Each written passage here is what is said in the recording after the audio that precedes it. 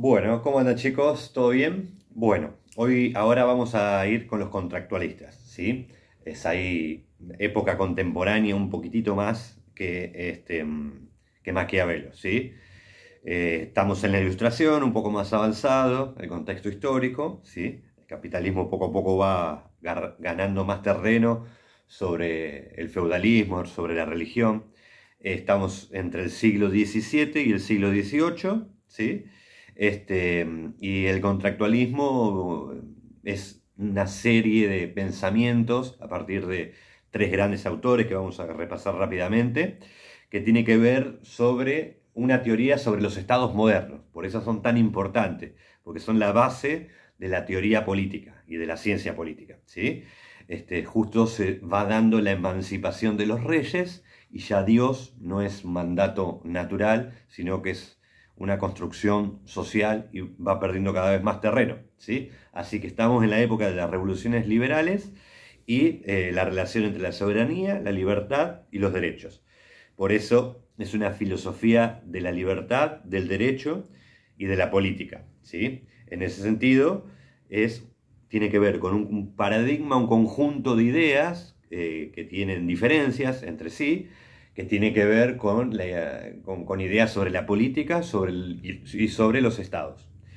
Eh, los tres parten de una misma base, ¿no? Que el Estado es el producto de un contrato social, es fruto de un contrato social que se hace entre individuos, ¿sí?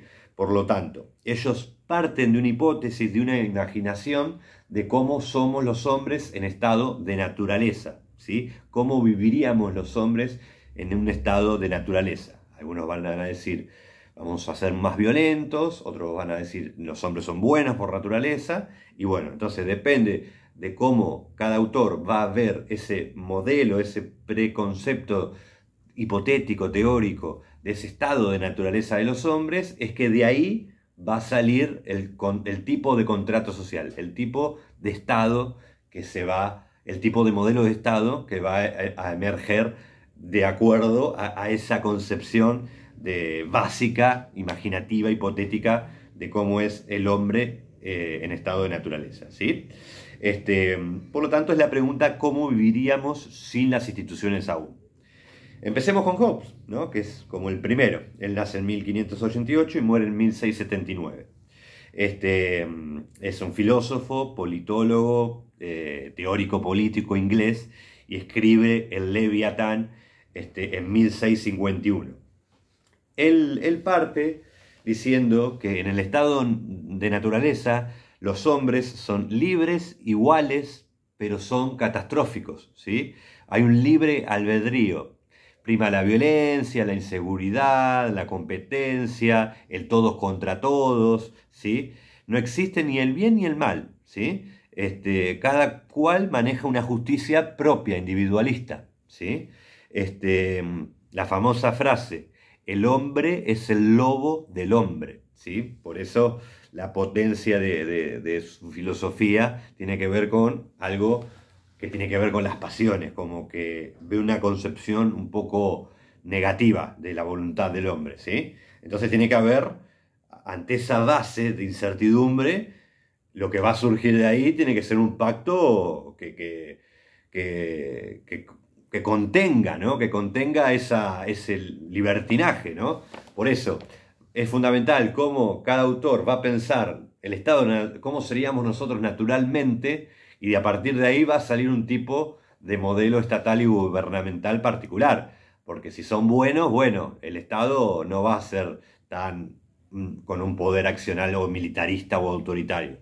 En cambio, si son malos por naturaleza, si es un quilombo todo, bueno, va a haber un tipo de estado particular que ya vamos a ver cuál es específicamente el que nos propone Thomas Hobbes, ¿sí? Así que bueno, los hombres renuncian a todos esos derechos, a todas esas incertidumbres, porque no confían, si bien son racionales, no confían entre ellos, ¿sí? Entonces buscan la paz, entonces van a buscar la protección en ese leviatán, en ese poder. Entonces el pacto va a estar basado en la violencia, en la incertidumbre, en el miedo, en las fuerzas, ¿sí? Entonces, bueno, van a tener que obedecer sí o sí, no les va a quedar otra. Así que, bueno, entregan todos sus derechos al Leviatán, al monarca. Así que el tipo de Estado que va a proponer Hobbes va a ser una monarquía absoluta, ¿sí? No va a quedar otra, ¿sí? El rey conserva todos los derechos naturales, hasta el de matar, ¿sí? Hasta el de matar, violar, castigar, ¿sí?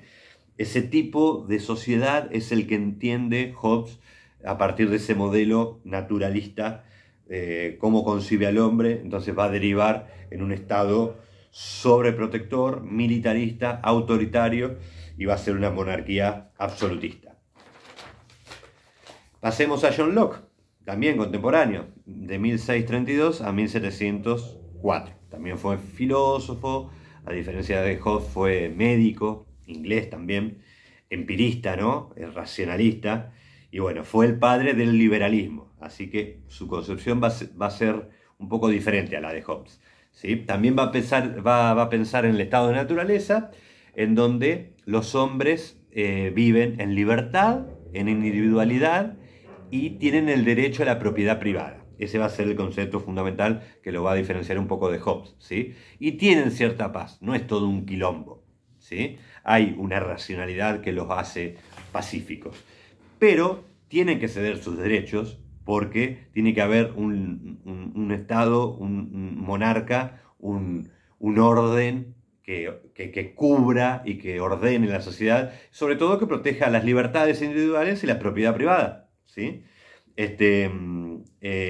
Pero a diferencia de Hobbes, se puede ser revocable, no es absolutista, ¿sí? Es provisional en ese sentido, ¿sí? De esa manera va a proponer una monarquía parlamentaria, ¿sí? En donde haya un parlamento no absolutista, sino en donde se pueda revocar porque puede ser que ese encargado, ese dirigente, pueda hacer las cosas mal, y si no protege nuestra libertad individual y nuestra propiedad privada, mediante el Parlamento se lo puede destituir, ¿sí? Así que bueno, por eso se lo considera a John Locke como el padre de una democracia liberal, sería esa monarquía parlamentaria. Luego pasamos a Jean-Jacques Rousseau, que bueno, también nace un poquito después de John Locke, en 1712, y muere en 1778. Fue un filósofo francés, politólogo, y también pensó a la sociedad y al hombre en un estado de naturaleza, pero va a tener otra concepción, ¿sí? Va a llamar al hombre como el buen salvaje. Los hombres somos salvajes, instintivos, pero somos buenos por naturaleza, a diferencia de Hobbes, ¿no? Son felices, humildes, sencillos, más comunitarios, son honestos y pacíficos, y ya hay otro tipo de concepción del hombre, ¿sí? Y viven en libertad y en igualdad. Pero, ¿qué dice Rousseau? Que la sociedad, la moral corrompe al hombre, ¿sí? Es lo social, es la moral, son las costumbres, ¿no? Las tradiciones, la que corrompe al hombre, ¿sí? Lo vuelve egoísta, lo vuelve individualista, y malo, ¿sí? Y aparte que puede haber desastres naturales, puede haber pandemias, pestes. Entonces, la necesidad de hacer un pacto y delegarle los derechos a un tipo de Estado, ¿no? Pero este Estado ya no va a ser ni monárquico, parlamentario, ni absolutista, sino que va a ser un Estado de tipo democrático, ¿sí? Más asambleario, una democracia más directa, ¿sí? En donde se ponga en común la discusión y se lleven a cabo las ideas para el bien desarrollo de una comunidad, ¿sí? Todos le dan los derechos a ese líder para custodiar sobre todo la libertad social, ¿sí? Y proteger los derechos de los hombres y las mujeres, ¿sí? Así que esa voluntad general va a estar erigida por el pueblo soberano, que va a tener el poder de liderar políticamente el Estado y la sociedad. Así que bueno, ese es el gran pantallazo de estos tres grandes autores contractualistas, que bueno, que como vimos, depende de cómo vean el estado hipotético, ¿no? Del estado de naturaleza del hombre, es de ahí cómo va a salir el pacto, ¿no? Esto sirve para ver también hoy en día cómo, por ejemplo, proponer una concepción de la seguridad nacional, por ejemplo, ¿sí? Si nosotros entendemos que los villeros o son villeros por naturaleza, o los pobres son pobres por naturaleza, y hay que poner mano dura, bueno, vamos a tener una policía de mano dura, ¿sí? En cambio, si entendemos que la gente, que los pobres no son pobres porque quieren, sino porque son víctimas de un contexto social que los produce, ¿no? Más relacionado como Rousseau pensaba a la sociedad, entonces, bueno, vamos a proponer otro tipo de gobernación y sobre todo, vamos a manejar el Ministerio de Seguridad de otra manera. Así que, bueno, por eso son tan importantes estos tres autores, porque depende cómo veamos a la sociedad, cómo veamos a las personas, es cómo vamos a proponer nuestras políticas. Un abrazo grande.